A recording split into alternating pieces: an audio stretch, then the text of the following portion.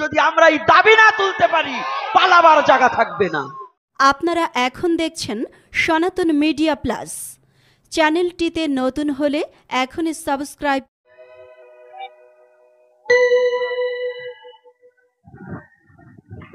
আপনারা সকলে ভালো আছেন তো? এই একটা হলো, পরিবর্তন হয় না। পরিবর্তন হয় না কেন গো? বলতে হবে ভগবান ভালো। কার কথা বলতে হবে? আস্তে কথা হবে না। আমি যেটা জিজ্ঞাসা করবো সেইটার উত্তর হবে, অন্য কোনো কথা হবে। এখন আপনারা বন্ধ করুন।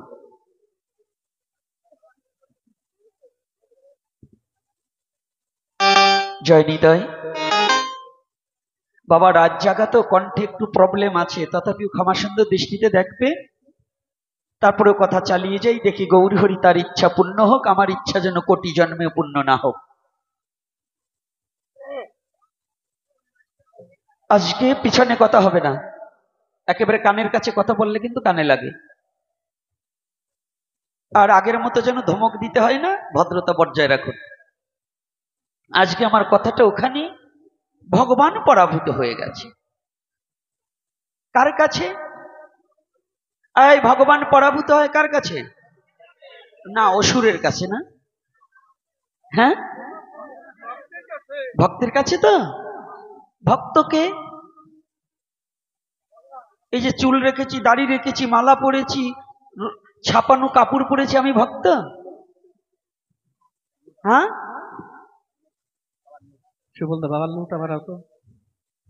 বাবা এত রঙিন কাপড় পরেছি, এত মালা পরেছি, আমি কিন্তু ভক্ত নই।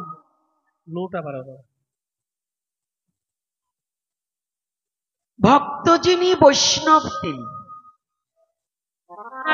ভক্ত যিনি, বৈষ্ণব তিনি। রাধে, কথাটা একটু ভালো করে শুনুন।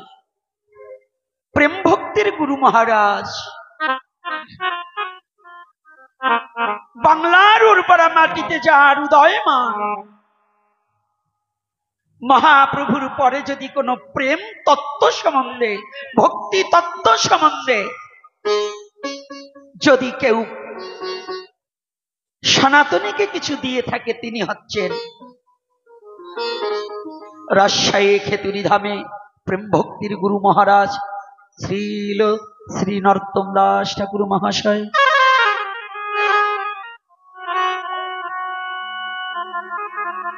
মহাপ্রভুর পরে সরগোস্বামী তো মহাপ্রভুর পার্শ্বদ, কিন্তু মহাপ্রভু চলে যাওয়ার অনেক পরে নরোত্তম দাস ঠাকুর মহাশয় এসেছে। আর ইনি সাধারণ কোনো ব্যক্তি নয়। এই মায়াই, আমার দিকে তাকাও। এখন ওদিকে তাকাবে না, আমার দিকে তাকাবা। আজকে সম্বন্ধ আমার সাথে করবা। একটা ছেলেকে সম্বন্ধ করতে গেলে একজন ছেলে আর দেখে 10 জনে না। আজকে আপনারা সবগুলো এই পুরা হনুমানটার দিকে তাকিয়ে থাকবে। এখন এদিক ওদিক যত ঢকালা লোক আসুক তাকাতে পারবেন, আমার দিকে তাকাবে।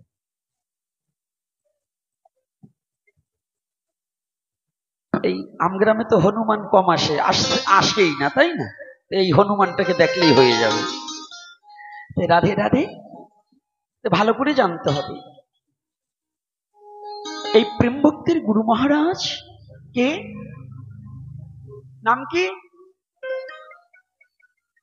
জানতে হবে, কিন্তু সনাতনীদের জানতে হবে।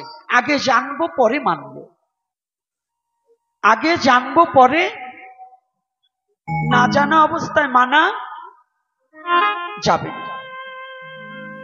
সনাতন ধর্মের তত্ত্ব শতকরা 95 জন সনাতনী জানে না। শুধু সনাতনে জন্মগ্রহণ করেছি, নারীরা হাতে একটু শাখা সিঁদুর, তাও এখন হারিয়ে যেতে চলছে। আর পুরুষেরা তো কণ্ঠে মালাও হারিয়ে যাচ্ছে, তিলক হারিয়ে যাচ্ছে, ধুতি তো এখন সনাতনীদের কপাল থেকে মুছে যাওয়ার একটা ব্যবস্থা হয়েছে। লুঙ্গি হয়েছে, আজকাল বুড়ো বুড়ো ধাড়িগুলোরও লুঙ্গি পরে। এই লুঙ্গি পরে দেখবেন এখানেও হয়তো অনেকে আসছে, কিন্তু বেশি বলবো না, পরে বলবানে। আগে মূল কথাবার্তা একটু যাই, না হলে বলবেন যে হরি কথা হলো না। আর আমার স্বভাবটা একটু বকাবকি দেওয়া, তো এই দোষটা আমার না, এই দোষটা হচ্ছে আপনাদের। কারণ মানুষের ছেলে মেয়ে হলে হওয়ার সাথে একটু মধু দেয়, আর আমি যখন হয়েছি আপনারা দিয়েছেন নিম পাতার রস, এই জন্য তিতা কথা ছাড়া আরো ভালো কিছু হয় না। এই দোষটা তো আপনাদের, কারণ মাও আপনারা, বাবারাও আপনারা, আপনারা কিনে দেননি আর ওরা এই জন্য মুখে দেয়নি।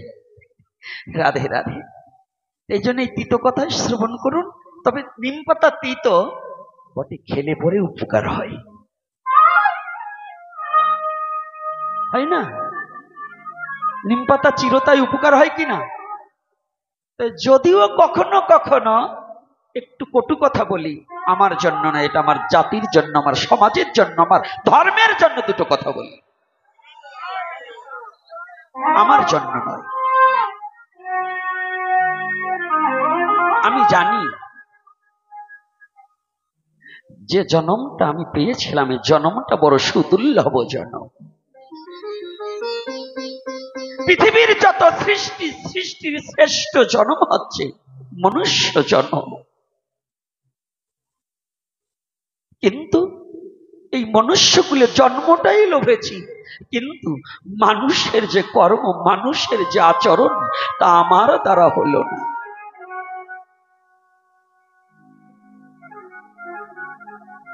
আমার দ্বারা এই জন্মে আর হলো না। কেন গো?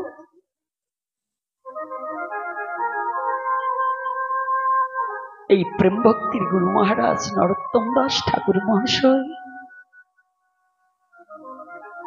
যার জন্য মহাপ্রভু বঙ্গ জননীর পক্ষে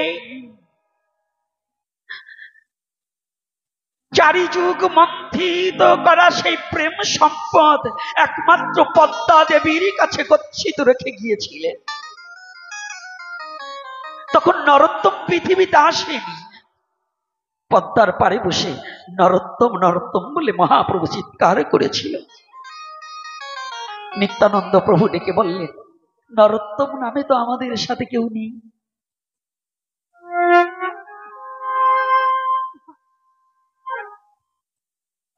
আর এদিকে মহাপ্রভুর আগমনে পদ্মা দেবীর তরঙ্গ তুলেছে, মহাপ্রভুর চরণে পরশে পদ্মার আনন্দে ধরছে না। নিত্যানন্দ প্রভু ডেকে বলছে, প্রভু হে, এখানে আমাদের পার্শ্বদের মধ্যে তো কোনো নরোত্তম নেই, কোনো নরোত্তম নেই। সেদিন মহাপ্রভু বলেছিলেন, নরোত্তম আসেনি, তবে নরোত্তম আসবে। রাধে। নরোত্তম আসেনি, নরোত্তম আসবে। তাই আমি এই চারি যুগের মন্থন করা প্রেম সম্পদটুকু আমি আমার পদ্মার কাছে গচ্ছিত রেখে যাচ্ছি। পদ্মা, তুমি আমার কথা শুনে নিও, যেদিন আমার নরোত্তম আসিবে সেদিন এই প্রেম সম্পদ তাকে তুমি দিয়ে দিও।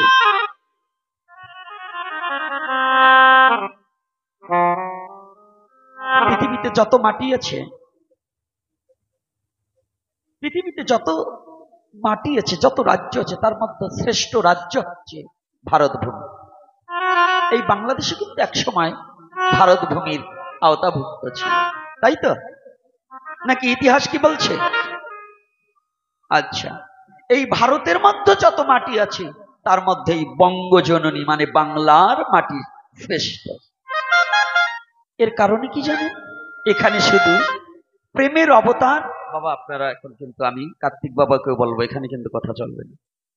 আমার কথা যখন শুরু হবে তখন আমার সবকিছু আমি বই দেখে আমি মুখস্থ বলতে পারি, আমি চরণে হাত রেখে বলবো, আশেপাশে কথা হবে না।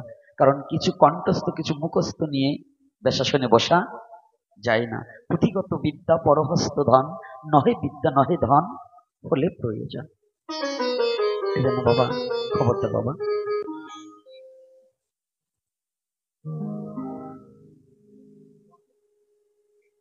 বঙ্গজননী, এই বঙ্গজননীতে দুটি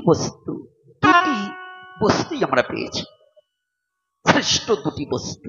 সনাতন ধর্মের যাহা শ্রেষ্ঠ তাহাই। সনাতন ধর্মের মধ্যে যাহা শ্রেষ্ঠ তাহাই এই বাঙালির কাছে।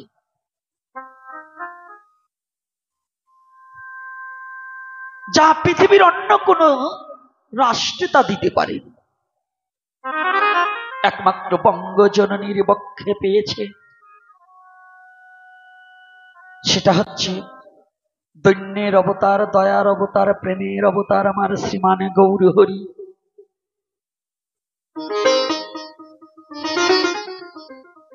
আর আমার গৌরহরি যে প্রেম সম্পদ নিয়ে এসেছে, এই প্রেমের অবতার আমার শ্রীমান নরোত্তম দাস ঠাকুর মহাশয়। ভগবানকে পাওয়ার যে দুটো বস্তু, সে দুটোই হচ্ছে আমার বাঙালি। ভক্তি আর প্রেম না থাকলে কি ভগবানকে পাওয়া যাবে? বাবা সাধু যতই হই না কেন, আমি একেবারে সারা জীবন ফলাহারি বাবা হয়ে গেছি, ফল ছাড়া আর কিছু গ্রহণ করি না। আচ্ছা বলুন তো, আমার ভক্তি নেই, প্রেম নেই, আমি কি কোনোদিন ভগবানের কৃপা পাবো? পাবো বাবা?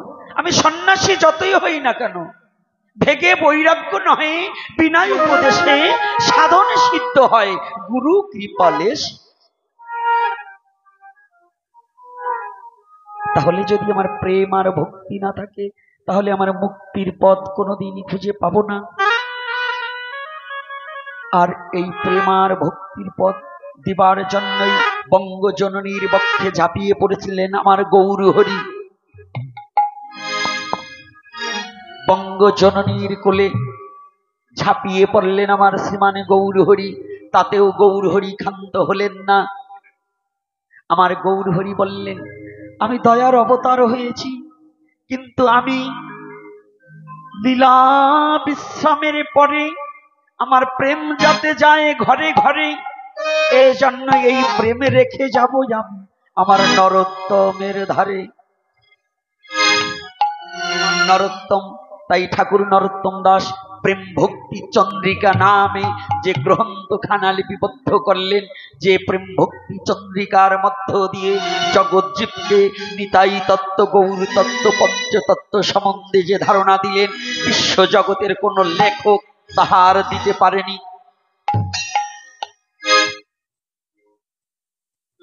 নরোত্তম দাসের মতো এত বড় লেখনী আর বিশ্ব জগতে কেউ দিতে পারেনি। প্রেমের উপরে ভগবান শ্রীকৃষ্ণ চৈতন্য মহাপ্রভুর উপরে এত বড় কথা কেউ দিতে পেরেছে? অনেকে বলতে পারবেন না, কারণ আমরা যতটা,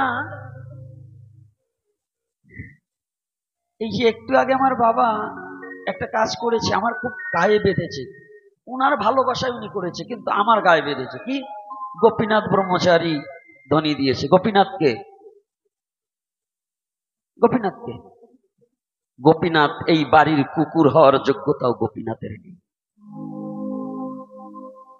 আজকে যে বাড়িটা না, এই আঙিনাটার এই ধুলা শুকার মতো কুকুর হওয়ার যোগ্যতাটাও গোপীনাথের নেই। আজকের এই অবদান আমার শ্রীকৃষ্ণ চৈতন্য মহাপ্রভু। যে শ্রীকৃষ্ণ চৈতন্য মহাপ্রভু যদি এখানে না আসতেন, এই বঙ্গজননীর ঘরে না আসতো, আজকে আমরা হরিনাম বদনে কোনোদিন করতে পারতেম না।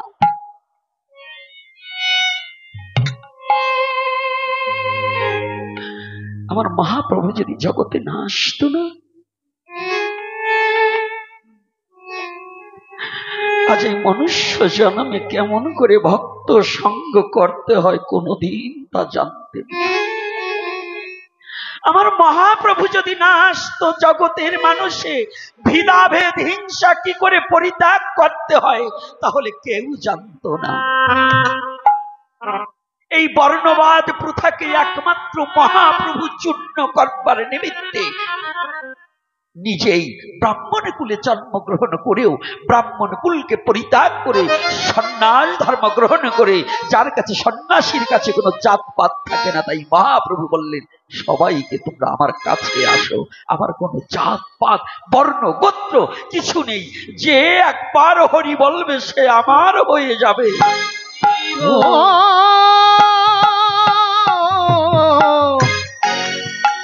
মনানন্দে হরিব। তাহলে ধনিকা গোপীনাথের কিছু নেই,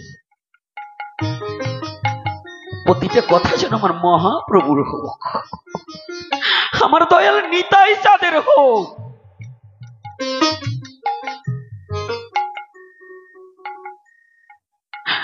আমি এ জগতের কিছু নয়।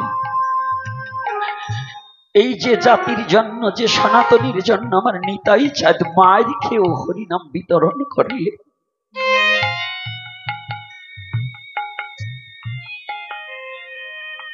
জানেন তো, এই মধুমাখা হরিনাম দিবার জন্য যখন রওনা দিয়েছিলেন দয়াল নিতাই চাঁদ, মহাপ্রভু নয়,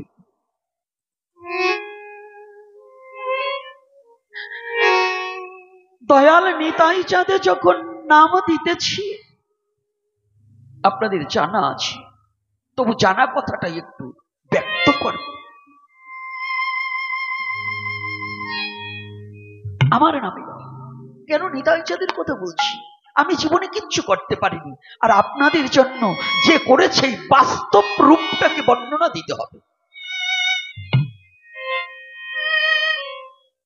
মহাপ্রভু নির্দেশ দিলেন তিনজন, তার মধ্যে দুইজন মুখ্য।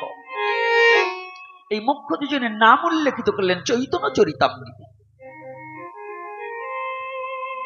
কৃষ্ণদাস কবিরাজ গোস্বামী রূপ রঘুনাথের বদন হইতে শ্রবণ করে পয়ার প্রবন্ধে চৈতন্য চরিতামৃত লেখলেন।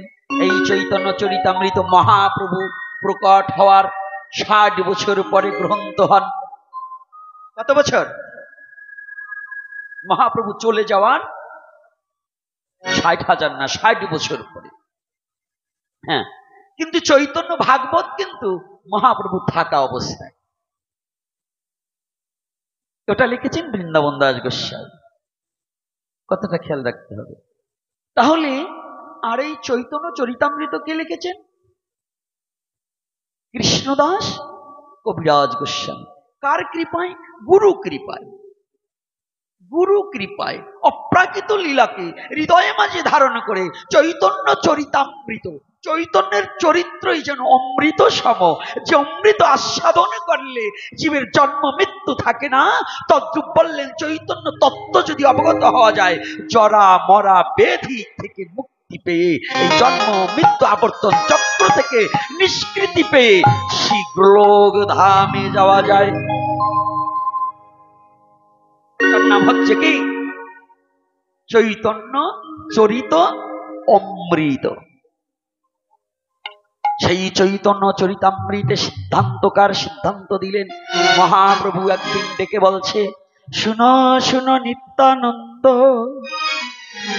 শুনো হরিদাস, সর্বত্র আমার কথা করো হে প্রকাশ। প্রতি ঘরে ঘরে গিয়া করো এই ভিক্ষা, ভজ কৃষ্ণ কহ কৃষ্ণ, করো কৃষ্ণ শিক্ষা। কে বলেছে? কে বলেছে? কথা বলতে হবে। কে বলেছে? মহাপ্রভু। কাকে বলেছে? দুজন ব্যক্তিকে, নিত্যানন্দ আর হরিদাস। এ দুজনে যত যন্ত্রণা সহ্য করেছে এই পৃথিবীতে হরিনাম প্রচারে, দ্বিতীয় আর কেউ এত যন্ত্রণা সহ্য। আসুন, সনাতন ধর্মের দর্শন ছাড়া আমি কোনো কথা বলবো না। এজন্য যারা বিশ্বজগতে কৃষ্ণ ভক্ত, এজন্য এই অসুর প্রকৃতির লোক যারা, তারা একটু ভক্তকে একটু যাতনা দেবেই দেবে। রাধে রাধে রাধে রাধে। আমার কার্তিক বাবা স্বর্ণকার তো, স্বর্ণ যেমন পাকা করতে হলে সুহাগা দিয়ে গলাতে হয়, আবার নাইট্রিক অ্যাসিডের মধ্যে ঢুকাতে হয়, তাই না বাবা? তাই নাইট্রিকের মধ্যে দিলে কি হয়, তামা যেটুক আছে না সব নষ্ট হয়ে যায়। আবার স্বর্ণটাকে দলা করে আবার বাড়ি মারে, যদি ফেটে যায় বুঝতে হবে ওর মধ্যে ভেজাল আছে। আবার যখন আবার গলিয়ে সোহাগা দ্বারা গালিয়ে আবার যখন অ্যাসিডের মধ্যে নিক্ষেপ করে, আবার যখন ওই খাতটা খেয়ে যাবে, যখন বাড়ি মারার পরে আর ফাটবে না, তখন বুঝবে যে পাকা হয়ে গেছে। এই স্বর্ণের সব স্বর্ণের চেয়ে আলাদা দাম, নাকি স্বর্ণকার মশাইরা? না মিথ্যা বলছি? তাহলে তদ্রূপ আমার ভগবান শুদ্ধ কৃষ্ণ ভক্তকে পূর্ব থেকে একটু যন্ত্রণা দিয়ে খাঁটি তৈরি করবার নিমিত্তে একটু যন্ত্রণা দেয়, বিরহ তাপিত অনল জ্বালিয়ে। আর সোহাগা কি, সোহাগা না দিলে তো গলে না। সোহাগা হচ্ছে এই শুদ্ধ কৃষ্ণ ভক্ত। এই সোহাগার সঙ্গ পেয়ে শুদ্ধ কৃষ্ণ ভক্ত হা কৃষ্ণ বলে গলে যায়।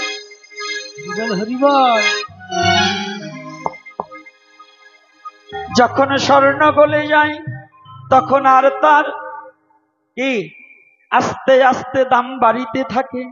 এজন্য বলছে ব্রহ্মাণ্ড ভূমিতে কোনো ভাগ্যবান জীব গুরু কৃষ্ণ প্রসাদে পায় ভক্তি লতা বিষ। বলবো না বলবো না? হ্যাঁ, কষ্ট হচ্ছে না তো? ও মা, কষ্ট হচ্ছে? ঘুম আসছে? ওই যে একটা বোয়াল মাছের মতো হা করলো কেন? ওরে বাবা রে, 11টা বাজে নিয়ে এখন এই সিরিয়াল দেখবার সময় রাত 2টায় বসে থাকো। আমি দেখছি বড় টাহা করছে, মানে কলির বড় মেয়ে আসে গেছে হাউমানি। কলির 3 মেয়ে, বড়টার নাম হাউমানি, মেজরটার নাম ঝিমানি, আর ছোটটার নাম ঘুমানি। সাবধান।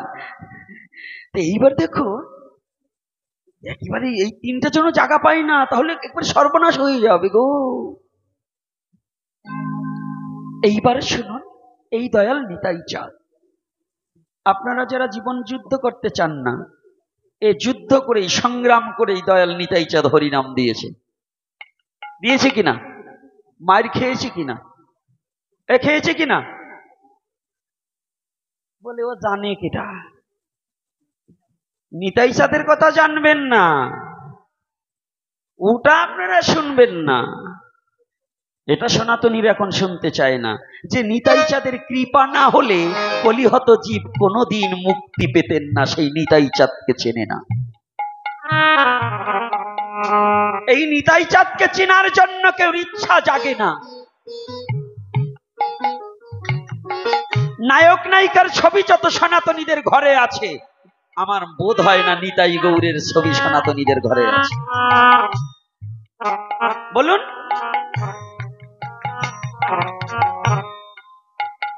কি মিথ্যা বলছি?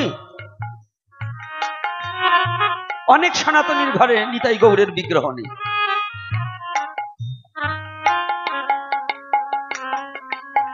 কিন্তু না, এটা ভুলে যেতে হবে।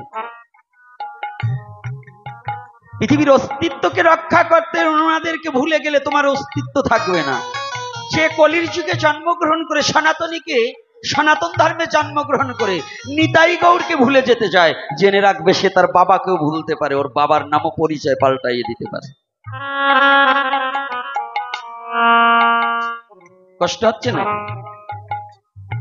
এখন তো নানা বলবেন, আমি জানি। বাড়ি যাওয়ার পরে শুয়ে যখন ঘুমাবেন না, তার আগে যখন চিন্তা করে কইস হারামজাদা বলল কি,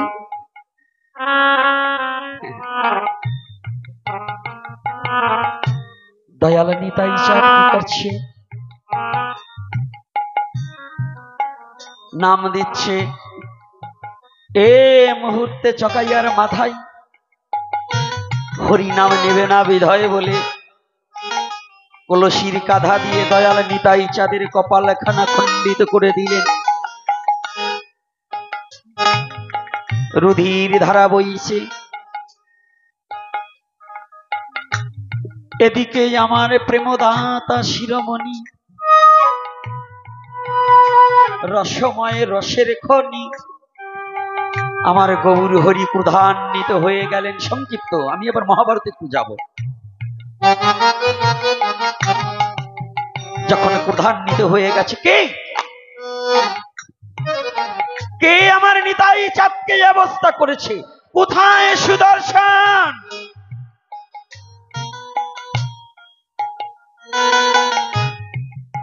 ইচ্ছাময় হরি যদি সুদর্শনকে ডাকে, সুদর্শন না এসে থাকতে পারে?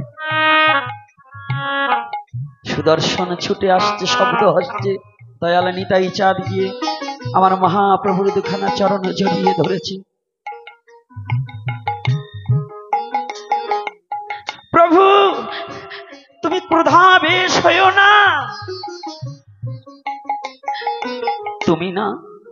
তুমি না কলির জীবকে দয়া করবার এসেছো, তুমি না করুণা করবার এসেছো।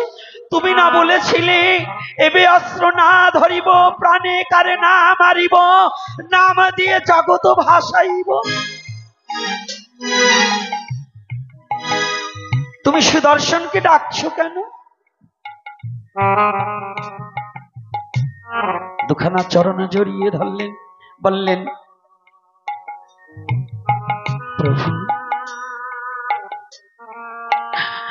ওরা হয়তো না বুঝে আমার প্রতি অত্যাচার করেছে, কিন্তু আমি ওদের হয়ে তোমার কাছে ক্ষমা চাচ্ছি। তুমি কৃপা করে ওই জগাই মাধাইকে ক্ষমা করে দাও।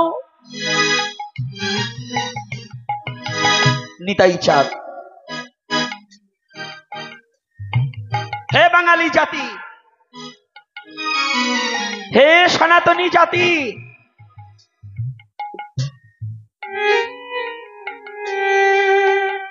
বিশ্ব জগতে জগাই মাধাইয়ের মতো পাপীকেও ক্ষমা করার জন্য দয়াল নিতাই চাঁদ গৌর হরির দুখানা চরণ জড়িয়ে ধরেছিল। মহাপ্রভু নিতাই চাঁদের দিক তাকিয়ে রইলেন। যার মস্তক থেকে রুধির ধারা ধরণীতে স্রোতের ধারার ন্যায় ধেয়ে যাচ্ছে,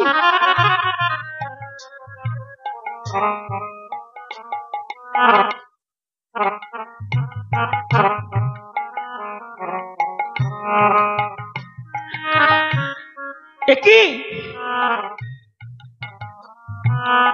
নিতাই চাঁদ বলছে, তুমি বলো, তুমি ক্ষমা করে দিয়েছো কিনা? তুমি তোমার সুদর্শনকে ফিরিয়ে দাও, ওদেরকে একটিবার ক্ষমা করে দাও।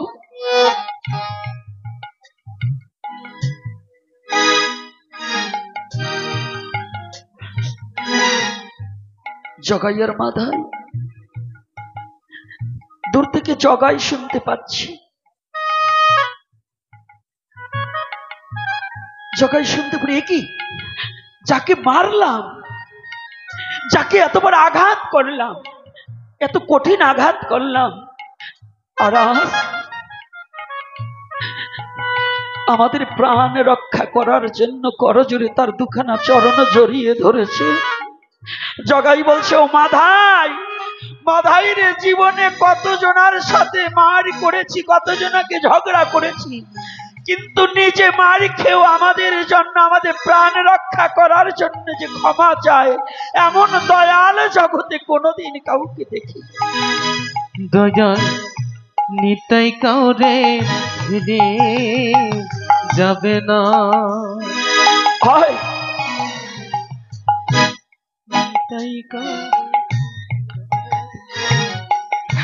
ও ভাই মাধাই, একটিবার আয়, সময় তো বয়ে গেল। ওই মানুষটির পায়ে একটিবার দুভাই গিয়ে চরণ দুখানা জড়িয়ে ধরে চিরতরে ওই মানুষটির চরণে বিকিয়ে যায়।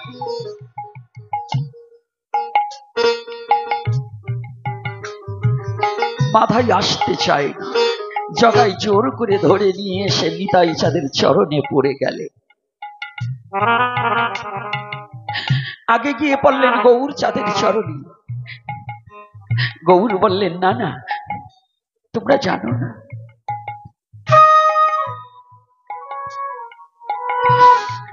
যত সময় পর্যন্ত নিতাই চাঁদ ক্ষমা না করবে আমি তত সময় পর্যন্ত তোমাদেরকে ক্ষমা করতে পারবো না। যদি আমার নিতাই ক্ষমা করে দেয় আমি গৌরও তোমাদেরকে ক্ষমা করে দেব। আরো কি বললেন জানো? গৌরহরি সেদিন বলেছিলেন, যদি কেউ আমাকে একবার ডাকো বা না ডাকো কোনো দুঃখ নাই, যদি কেউ হা নিতাই বলে একবার ডাকিতে পারে আমি কথা দিচ্ছি আমি তাদেরকে কোনোদিন ছেড়ে যাব না। একবার ধরো চরণ ছেড়ো না, একবার ধরো চরণ ছেড়ো না, নিতাই কাউরে ফেলে যাবে না। ওরে নিতাই কাউরে ফেলে যাবে না। ধরো চরণ ছেড়ো না, আহা একবার ধরো চরণ ছেড়ো না, নিতাই কাউরে ফেলে যাবে না। ওরে দয়াল আমার নিতাই কাউরে ফেলে যাবে না। একবার ধীর বিশ্বাস করে রে মা, ধরণিতা তাদের শরণ। ধীর বিশ্বাস বাবা করে রে নিতাই গৌর হরিব, চাঁদের চরণ দৃঢ় বিশ্বাস করি রে ধরণিতাই চাঁদের চরণ। ওরে তুই পার হবি হবি রে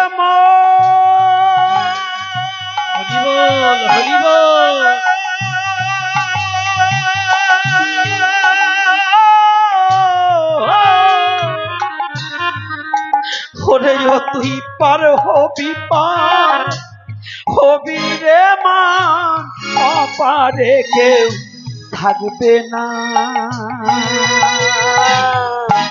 নিতাই কাউরে ফেলে যাবে না। রাধে রাধে আমার দয়াল নিতাই কাউরে ফেলে যাবে না। কথাটা বোঝা যাচ্ছে। এহেন নিতাই চাঁদ সেই প্রেম তত্ত্ব প্রেম ধন আমার গৌরের চারি যুগের মন্থন করা প্রেম সম্পদ রেখে গেলেন কার কাছে? পদ্মার কাছে। পদ্মা দেবী বললেন, প্রভু হে তোমার নরোত্তম কবে আসিবে, আমি কবে চিনিব? পদ্মা বললেন না, আমি কবে চিনিব? মহাপ্রভু বললেন, চিনিবে আমার নরোত্তম আসার সাথে সাথে যেদিনই তোমার গহ্বরে চরণ ছুয়াইবে, আমার নরোত্তমের আগমনে তোমার মহা আনন্দের উদয় হইবে। তোমার তরঙ্গ আপনি বিনা বাতাসে তরঙ্গ উঠিবে।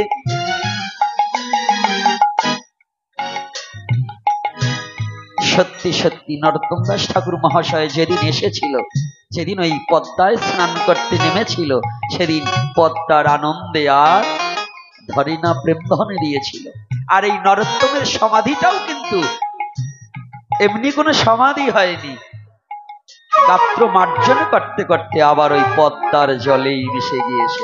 এজন্য ওই পদ্মায় শুদ্ধ কৃষ্ণ ভক্ত যারা শুদ্ধ প্রেম ভক্তি চাহিবার নিমিত্তে খেতুরি ধামে গিয়ে ওই পদ্মায় স্নান করে প্রেম ধন সম্পদ পাইবার নিমিত্তে সকলে গিয়ে বিশ্বাস ভক্তির দ্বারা স্নান করেন।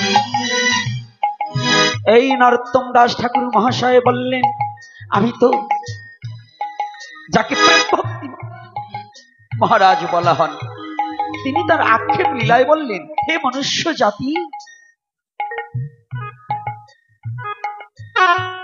আজকে আমরা যারা না মানুষ দাবি করছি, বুকে হাত দিয়ে বলুন তো কতটুকু মানুষের স্বভাব আছে? আমা আছে? কতটুকু মানুষের স্বভাব আছে? হাত পা নিয়ে জন্মগ্রহণ করলে কিন্তু তাকে মানুষ বলা যায় না। নরোত্তম দাস ঠাকুর মহাশয় মানুষ তো দূরের কথা, মানুষ তো দূরের কথা, তেনার আক্ষেপ লীলাটার কথাটা কি? ওরে বৈষ্ণব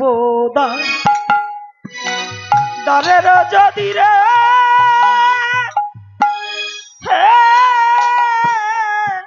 আমি হইতাম কুকুর,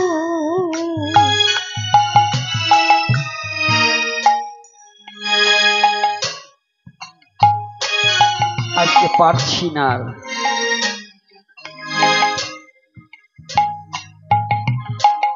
কণ্ঠে আর যায় না, চাই চেষ্টা করলেও হবে না, তবে কথার মধ্য দিয়ে বলছি।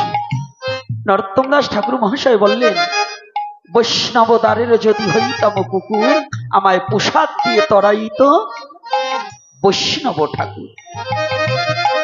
তাহলে এখানে একজন ভক্তকে ভগবান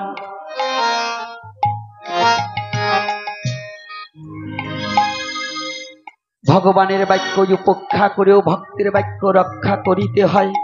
যদি সে শুদ্ধ ভক্ত হয়, শুদ্ধ ভক্তকে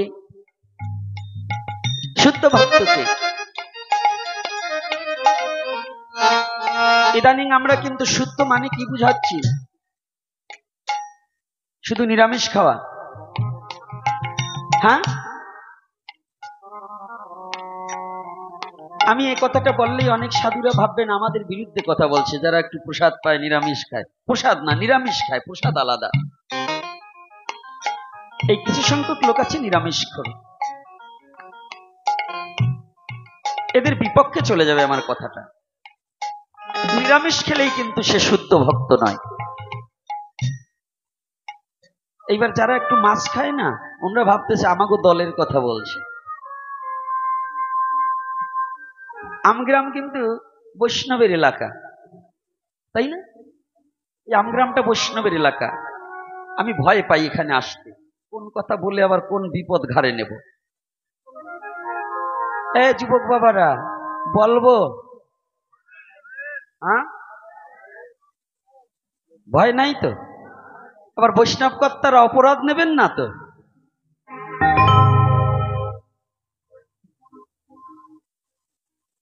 বৈষ্ণব হয়েছে অথচ ডোর, কপিন, মালা, তিলক, চন্দন সবই ধারণ করেছি, কিন্তু ভগবানের ভোগ রাগ করি না। আছে না? আছে কিনা?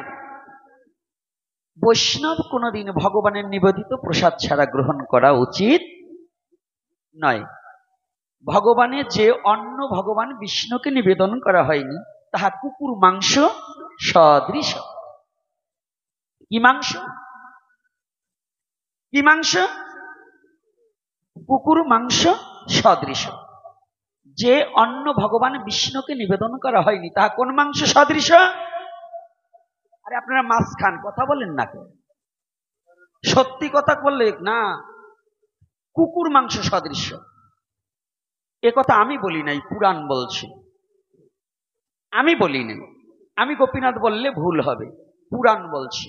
তাহলে আপনাদের মানতে হবে। কোনটা মানতে হবে? আগে জানবো পরে মানবো। শাস্ত্র গ্রহণ তো আমাদের একান্ত জানা এবং বোঝা প্রয়োজন আছে।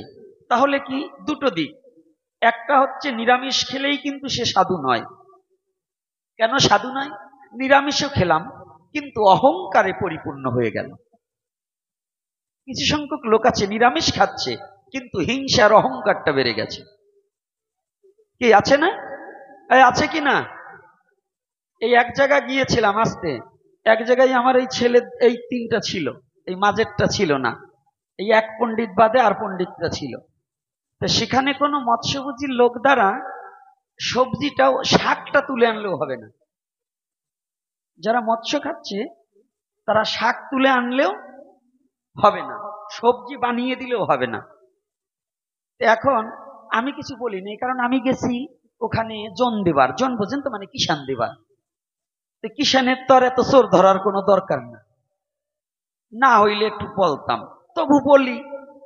অর্থাৎ যে ব্যক্তি মৎস্যভোজী লোক সবজিটা বানিয়ে দিলেও যদি সেবায় না চলে, শাক পুরালে যদি সেবায় না চলে, তো এই যারা জেলে, এখন তো আপনাদের অঞ্চলে জেলে নাই, আপনাদের অঞ্চলে নমো যাইলেই বেশি। আবার রাগ হচ্ছেন নাকি? নমো আস্তে আস্তে কমো, এখন নমো কিন্তু কমতে শুরু করছে, কারণ নমো নিজের স্বজাতি ব্যবসা ভুলে গেছে। রাগ করছেন নাকি? কি বাবা, মরু বাবা, না মিথ্যা বলছি? হ্যাঁ, সত্য না মিথ্যা? তা দেখুন, জেলে মশাইরা যখন মাছ বিক্রি করে, দুই হাত দিয়ে মাছ ধরে না? কি ধরে কিনা বাবা? আচ্ছা, তো যে দুই হাত দিয়ে মাছ ধরে ওই হাত দিয়ে টাকা গোনে না? পণ্ডিতরা কথা কয় না কেন? নাকি পণ্ডিত গোপীর ব্যাপার কি? আরে বাবা, এই জমকলেরা শোনিনি, এই তো বিপদে আছি, এইগুলো জমকলেরা শনি। এই আপনাকে সামনে যত হাসুক আর যত ভালো কথা বলুক, ফাঁকে নিয়ে ছাড়ে না, বুঝেন? তাই এইবার শুনেন ভালো কইরা। তাইলে বলুন, মাছের টাকা কি মাছ ধরে আর টাকা গোনে কিনা? আচ্ছা, কসাইরা মাংস কাটে টাকা গোনে না?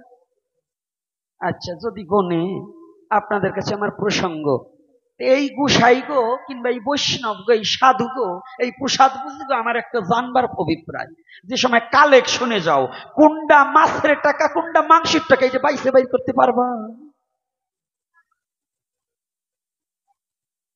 হ্যাঁ, যাবে না তো? নিরামিষ টাকা আনতে হবে না? তাইলে কি ওদের জন্য নিরামিষ টাকা ভিক্ষা দেবেন? যখন কালেকশনে আসে না, নিরামিষ টাকা দেবেন, কবেন কত আমার কাছে তো নিরামিষ টাকা নাই।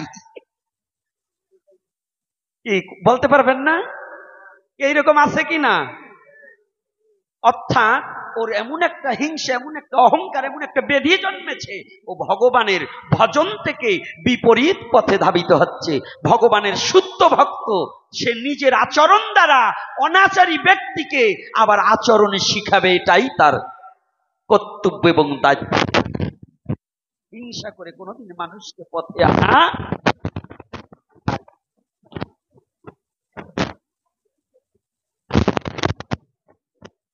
তো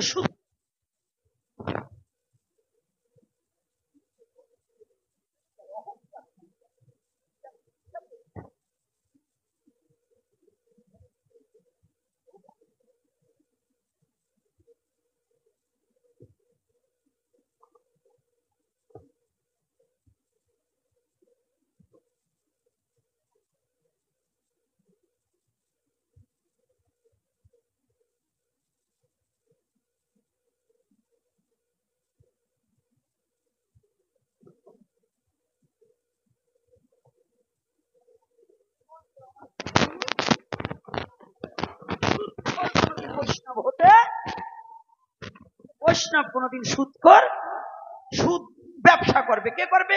গাইরস্থ লোকে করুক, ওটা আমার কোনো দেখার দরকার না, কে কি করবে ওটা তার ব্যাপার। কিন্তু বৈষ্ণব হইয়া মালাত লোক পরিধান করে, ডোরকপিন পরে যদি ব্যবসাবৃত্ত জীবন থাকে, সে কোনদিন শুদ্ধ ভক্ত এবং বৈষ্ণব হতে পারে? রাগ করবেন না কিন্তু, বললেও কিছু আসে যায় না। সকালবেলা তোর এই হনুমানের মুখ দেখবেন না, বকলেই আমার কি, আমি তো আর শুনবো না। কিন্তু বলতে হবে, শাস্ত্র খালি ওই কৃষ্ণ কথা বলে কাঁদলে কাজ হবে না, আগে শাস্ত্রটাকে হৃদয়ঙ্গম করে নিজের চরিত্র পরিবর্তন করতে হবে, না হলে কোটি কল্পকাল এই হরে কৃষ্ণ নাম করলে কোনো লাভ হবে না। কথাটা বুঝতে পেরেছেন? আমাদের অনেক, আজকে আসার আগে একটা ছেলে আমাকে ফোন করেছে, ছেলে না বয়স্ক বলতে পারবো না, কণ্ঠটা একটু মনে হইলো ছেলে ছেলে। আর পরশুদিন লালমনিরহাট থেকে আমার পাগলে বলতেছে, বাবা কথা এতদিন যাই আমার সাথে বলছে, আমি ভাবছি কি 22-23 বছরের ছেলে, এখন তুই 80 বছরের বুড়িয়ে আমার বলতেছে। তো ওই রকম যদি হয়, কে বলছে তো আমি জানি না, আমাকে বলছে বাবা, আমি বলছি কি হ্যাঁ বাবা বলুন। বলছে আমাদের বৈষ্ণবদের নাকি একাদশী লাগে না। আমাকে প্রশ্ন করছে, আমি বলছি আপনি কোথা থেকে বলছেন? নাম বলা যাবে না, আমি যে আপনি যেখানে যাবেন ওই আশেপাশেই আছি। আমাকে ফোন করে বলতেছে আমি এর আশেপাশেই আছি, কিন্তু আমি নাম বলবো না বাবা, নাম বললে আপনি আমার ওই আসরের ভিতর বইলে দেবেন, তারপরে আমি বিপদে পড়বো। তাই আমার তো আবার মুখ ভালো না, সত্য কথা বলবোই, কারণ আমি সনাতনী, আর সনাতনীর কর্মই হচ্ছে সত্য কথা বলা। এই সনাতনীর কর্ম কি? সৎ পথে সত্যকে আশ্রয় করা। সনাতন ধর্মে জন্মগ্রহণ করলে তার সত্য কথা বলা, সৎ পথে চলা, আর সত্যকে আশ্রয় করা, এটাই হচ্ছে সবচেয়ে বড় ধর্ম। যে নিরামিষ খাক, আমিষ খাক, যা খাক, যদি তার মধ্যে মিথ্যাচারিতা, পরকে ঠকানোর বুদ্ধি এবং মানুষকে হিংসাবৃত্ত জীবন এই যদি থাকে, সে নিরামিষ ভোজী হোক, আকাশ দিয়ে উড়িয়ে গেলে, বায়ু ভরে উড়ে গেলেও আমি তাকে সাধু মানি না। ওটা শয়তান এবং ও তান্ত্রিক, কিন্তু সাধু নয়। রাগ করছেন নাকি মায়েরা? কি কষ্ট হচ্ছে নাকি? তা কি বাবার নাম ভুলে গেছেন মনে হয়? মাথায় কাপড় থাকে না কেন? ব্যাপার কি? হ্যাঁ কি? আমি কিন্তু জাগায় যাবানি। আর এটা দোষ তো আপনা গোনারে মা, আপনারা আমার মা খুব ভালো মা, দোষ হইলে আপনাকে গুড়ায়, অর্থাৎ আপনাকে যেটাই জন্মাইছে ওই জায়গায়। ওই বুড়িটারে যদি পেতাম না, আপনারা যদি আমার মা হন, আপনার মা আমার কি হয়? হ্যাঁ, তো ওই বুড়িটারে পেলে পেটটা ফের একটু লবণ দিয়ে কসলাই দিয়ে দিতাম, যাতে বিজল কাটতো যে এই ছেলে মেয়েগুলো জন্মাইছিস বুড়ি, শিখাস নাই কেন? পর পুরুষ দেখলে মাথায় কাপড় দিতে হয়, তাহলে এটা বুড়ির দোষ না? এরা কথা বলে না, কয় আমাকে শাশুড়ির গাড়াই তো পরে। যাক, রাধে রাধে, একটু আনন্দও দিতে হয়, আবার হরি কথাও বলতে হবে, কারণ আনন্দম গোবিন্দম, যেখানে আনন্দ নাই সেখানে গোবিন্দ নাই। এ বাবা রক দি, আমি তো হাড়ের রুগী, পরি জবানি। তো এইবার দেখুন যে কথাটা বলছি, একটু ভালো করে আস্বাদন করুন। কোথায় ছিলাম কথা? হ্যাঁ, পিছনে মনে আছে, সামনে মনে নাই। তাহলে কথা শোনেন না, খালি রসিকতাটা শুনবেন না, কোন জায়গায় রেখে যাই ওইটা ধরবেন। তাহলে কি আমাকে বলছে বাবা আমাদের বৈষ্ণবদের নাকি একাদশী নাই। যদি কেউ বলে বৈষ্ণব হয়ে যে আমার একাদশী নাই, ও কোনোদিনও বৈষ্ণব নয়। পুরাণ থেকে নির্মাণ করেছে, পুরাণে স্পষ্টভাবে বর্ণনা দিয়েছে সৌর, শৈব, শাক্ত, গাণপত্য, বৈষ্ণব, এই পঞ্চবিধ মত, এই পঞ্চ প্রকারের মতের মধ্যে যাহারা যে অবস্থায়, যখন যে অবস্থায় আছে, প্রত্যেকেরই 8 থেকে 80 বছর বয়স পর্যন্ত একাদশী বাধ্যতামূলক পালন করিতে হইবে। কত থেকে? যদি বলে মতুয়াদের নেই, তাহলে মতুয়ারা জীবনে লীলামৃত, যে মতুয়া বলছে ওই মতুয়া জীবনে লীলামৃত পড়ে নাই। কারণ লীলামৃতের মধ্যে বৈষ্ণব দাস যেদিন দেহ রাখে, সেদিন হরিচাঁদের ঘরে কি একাদশী ছিল না? বিশ্ব চরাচরে ছিল কি না বাবা? তাহলে লীলামৃতেতেও একাদশীর কথা উল্লেখিত আছে, যমকলির প্রভাব আছে, আছে কিনা? লীলামৃতে লেখা আছে কিনা? মতুয়া নাই তো, আসে নাই। তো মতুয়া কি সনাতনী নয়? মতুয়া কি আলাদা ধর্ম নাকি? হ্যাঁ, মতুয়া আলাদা ধর্ম নাকি? মতুয়া আমার সনাতনী। যারা বলে মতুয়া আলাদা ধর্ম, জানে না, ওর বাবার নামও বলে মাঝে মাঝে উল্টাই পাল্টাইয়া। হ্যাঁ, নামে প্রেমে যিনি মাতোরা তিনি মতুয়া। বাবা, সে কৃষ্ণ নাম হোক, হরি নাম হোক, গৌর নাম হোক, নিতাই নাম হোক, যে নামই করুক, তারা ভক্ত। বিভক্ত হওয়ার চেষ্টা আমরা যেন না করি, আমরা সবাই ভক্ত। তাহলে একাদশী সনাতন ধর্মে জন্মগ্রহণ করলে, পুরাণ তো শুধু বাঙালির জন্য না নাকি? পুরাণ কি সনাতনে যারা জন্মগ্রহণ করছে সবার জন্য। তাহলে 8 থেকে 80 বছর বয়স পর্যন্ত স্পষ্টভাবে বর্ণনা করলেন স্কন্দ পুরাণে যে, এবং পদ্ম পুরাণের উত্তরখণ্ডে, যদি কোনো বৈষ্ণব ভ্রমবশত একটা একাদশী পরিত্যাগ করে তাহলে তার বিষ্ণু পূজা নষ্ট হইয়া যাইবে। যদি কোনো ব্যক্তি দেখতে চান আমার সাথে যোগাযোগ করবেন, আমি কিন্তু দলিল নিয়েই আসি। যদি না দেখাতে পারি আমার জিহ্বা কেটে দেবেন, আমি লিখিত দেব। আর যদি আমি গ্রন্থে দেখাতে পারি, যদি কোনো বৈষ্ণব সমাজে এগুলো ছড়িয়ে দিয়ে যে বৈষ্ণবের একাদশী নেই, এগুলো যারা ছড়াচ্ছে ওরা একমাত্র কলির চেলা, ওরা কোনো বৈষ্ণব নয়, কোনো সাধু নয়, কোনো ধর্মযাজক হতে পারে না। রাগ করছেন নাকি? মুখটা একটু শুকনো হয়ে গেল কেন? কি একাদশীর দিন এতগুলো মারা হয় নাকি? হ্যাঁ হ্যাঁ, সনাতনী জাতি, সনাতনী জাতি নিজের পিতৃ পরিচয়টাকে জানতে বুঝতে হবে। আমি যেখানে কথাটা বলেছি, যেখানে ভক্ত ভগবান পরাভূত ভক্ত সেখানে সক্ষম হয়, সেই ভক্ত তৈরি হতে হবে, বিভক্ত নয়। কথাটা বোঝা যাচ্ছে? আমার কথাটা কি বোঝা যাচ্ছে? হ্যাঁ, অন্যায় কিছু বলিনি তো? না অন্যায় বলছি? তাহলে আমাদের কি আজকে আমরা এই যে যারা নিরামিষ খেলে অহংকারকে দূরীভূত করতে হবে। আগে কি দূরীভূত করতে হবে? আজকে এই বাড়িটা কি এই যে কাশীনাথ বিশ্বাসের বাড়ি? হ্যাঁ না, এই 7 দিনের জন্য কাশীনাথ বিশ্বাসের বাড়ি উইল হয়ে গেছে আমার রাধারানীর নামে। রাধে রাধে। এই 7 দিবসের জন্য এটা নব নিত্য মধুর বৃন্দাবন। এই কার্তিক বাবা যদি মনে করে আমার বাড়ি, তাহলে ওনার নাম দেওয়া লাগবে না। আর যদি মনে করে যে না এই বাড়ি নয়, শুধু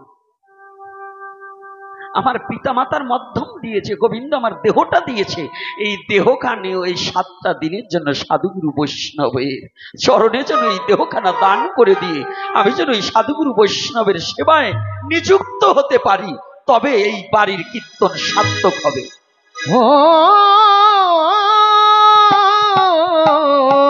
তবে এই বাড়ির কীর্তন সার্থক।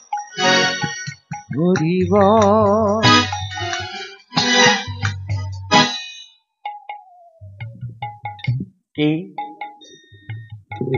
ভগবানের বাক্যকে রোধ করে দিলেন, নষ্ট করে দিলেন ভগবানের বাক্য। কেমন ভক্ত! ওখানে যাওয়ার আগে যে কথাটা আবার ইঙ্গিত দিচ্ছি, আপনারা সকলে একটু ধৈর্য সহকারে শুনুন। তবে কি মাছ খাওয়ার দলে আমি, মাংস খাওয়ার দলে আমি না। সনাতনী শ্রীমদ ভগবত গীতা দেখবেন, সাত্বিক, রাজসিক, তামসিক 3 প্রকারের খাদ্যের বর্ণনা করা আছে। আছে কিনা? এই সনাতনী জাতি আছে কিনা? যদি থাকে, মানুষের জন্য সাত্বিক খাবার প্রশস্ত, আর অসুরের জন্য রাজসিক আর তামসিক খাবার। কার জন্য? প্রকৃত মানুষের দৈবভাবে ভাবাপন্ন, যার দেব চরিত্র গঠন করতে হলে কোন খাবার? সাত্বিক খাবার। আর আসরিক শক্তি ধারণ করার জন্য কোন খাবার? রাজসিক ও তামসিকে তমগুণের বৃদ্ধি পায় নাকি? অহংকার সৃষ্টি হয়। তাহলে এগুলো কিন্তু বুঝে নিতে হবে। আমি কিন্তু এটা বলি নাই, আবার বলবো না তাও বলি নাই। তাহলে ক্রমান্বয়ে আমাদের এখানে শ্রীমদ ভগবত গীতায় স্পষ্ট খাদ্যের গুণগত মান বর্ণনা করেছে কিনা? তাই বৈষ্ণবরা কি শ্রীমদ ভগবত গীতা পড়ে না? পড়ে না? চৈতন্য চরিতামৃতে কি গীতার শ্লোক নেই? একখানাই গ্রন্থ, ভাগবতে পুরাণের শ্লোক এসেছে, আসেনি? পণ্ডিত মশাই আসছে কিনা? কিন্তু একখানাই গ্রন্থ যে স্বমহিমায় দাঁড়িয়েছে, যে কোনো কারো কাছ থেকে ধার আনেনি, সেই গ্রন্থখানেই হচ্ছে শ্রীমদ ভগবত গীতা। গীতায় কি অন্য জায়গায় ধারণা আছে? চৈতন্য চরিতামৃতে ভাগবতের শ্লোক আছে, গীতার শ্লোক আছে, পুরাণের শ্লোক আছে, আছে কিনা? আমার মরু বাবা তো আবার শাস্ত্র দেখে, কি আছে না? তো চৈতন্য চরিতামৃত, আমরা যে শুধু চৈতন্য চরিতামৃতের উপরে বড়াই করি, যে বৈষ্ণবরা চৈতন্য চরিতামৃত খানকেও অনেক বৈষ্ণব মানে না।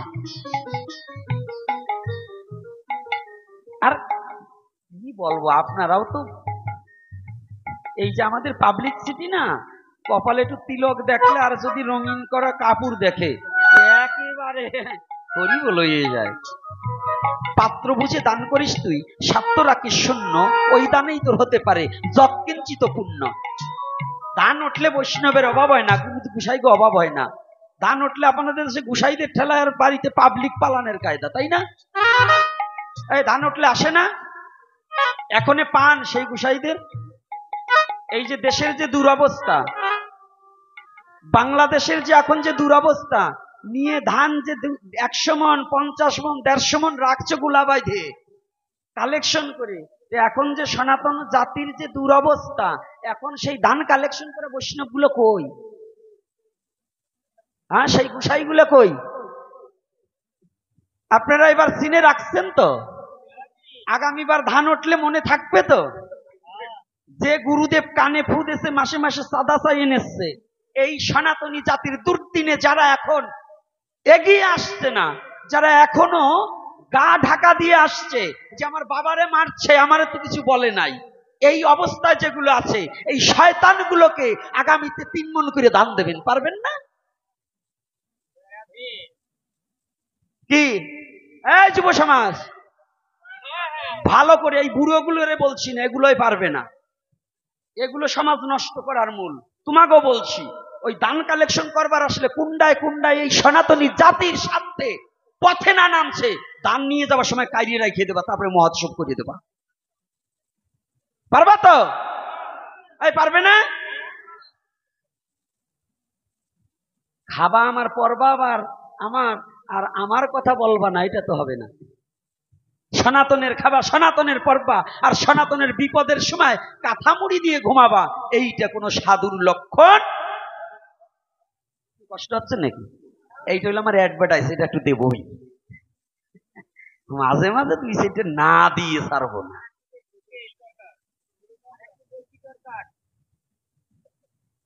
সনাতনী স্বার্থে সাধু নয়, আজ আমাদের প্রতিটা লোক এগিয়ে আসতে হবে।